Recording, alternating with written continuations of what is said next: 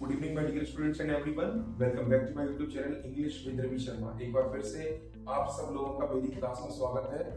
Last दो classes में हमने इंग्लिश वोकैबुलरी के बारे में डिस्कस किया, वन वर्ड सब्स्टिट्यूशंस डिस्कस किए, वोकैबुलरी डिस्कस की और आज हम अपने नए वीडियो में प्रोनाउन को डिस्कस करने वाले हैं। इससे पहले हमने टेंस चैप्टर को पढ़ा और उसके बाद नाउन के बारे में स्टडी किया। अब हम आते हैं प्रोनाउन चैप्टर के शॉर्ट इंट्रोडक्शन के बारे में।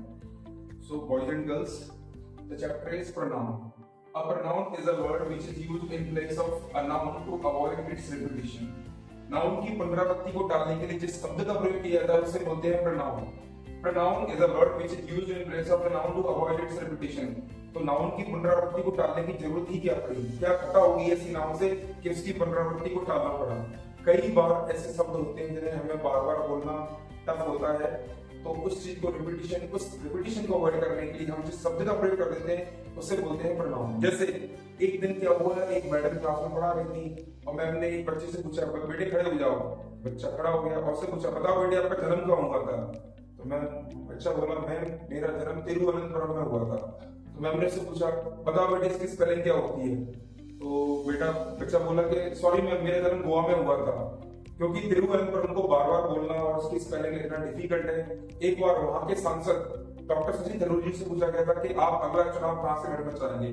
तो उन्होंने बोला था कि मैं अगला चुनाव कहीं से भी लड़ूं लेकिन तिरुवनंतपुरम से नहीं लड़ूंगा, क्योंकि मुझे यहाँ का एमपी होने के नाते कई बार इस वर्ड को लिखना पड़ता है, तो उसकी स्पेलिंग्स में मुझे अक्सर गलती आती है। जब ऐसे विद्वान व्यक्ति जो इंग्लिश के विद्वान व्यक्ति माने जाते हैं, ऐसे विद्वान व्यक्ति से गलती आती है, तो इन्हीं चीजों को ध्यान में देते हुए, इन्हीं रिपीटिशन को ध्यान में देते हुए जिस शब्द का प्रयोग किया गया है उसे बोलते हैं प्रोनाउन। जैसे कोई बोलता है Ravi is participating, Ram is participating, तब हम एक बार भी बोल सकते हैं। लेकिन आपसे बोला गया फंक्शन बामू is participating in any function, सुन बड़म चिंग चाओ इज कमिंग हियर, तो ऐसे शब्दों को बार बार बोलना और लिखना बहुत डिफिकल्ट होता है, तो उसकी जगह पर हम प्रोनाउन का यूज कर लेते हैं। तो प्रोनाउन की डेफिनेशन की हमने बात की, example he, she, it, yourself, each other और डिफरेंट टाइप्स के प्रोनाउन हैं उनके हम एग्जांपल यहाँ पर लिख सकते हैं।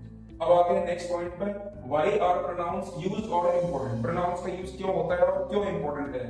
दे मेक सेंटेंसेस शॉर्ट, वो सेंटेंसेस को शॉर्ट बनाते हैं। जब आप किसी व्यक्ति का, किसी प्लेस का, जैसे मैंने तिरुवनंतपुरम का एग्जांपल दिया, उस प्लेस को बार बार लिखना और बार बार बोलना डिफिकल्ट है, तो हम उसकी जगह जैसे Thiruvananthapuram is a very beautiful city, तो it is the capital of Kerala, it is known for its spices, it से हम सेंटेंस को कंटिन्यू कर सकते हैं। तो सेंटेंस को शॉर्ट बनाया और अच्छा बनाया।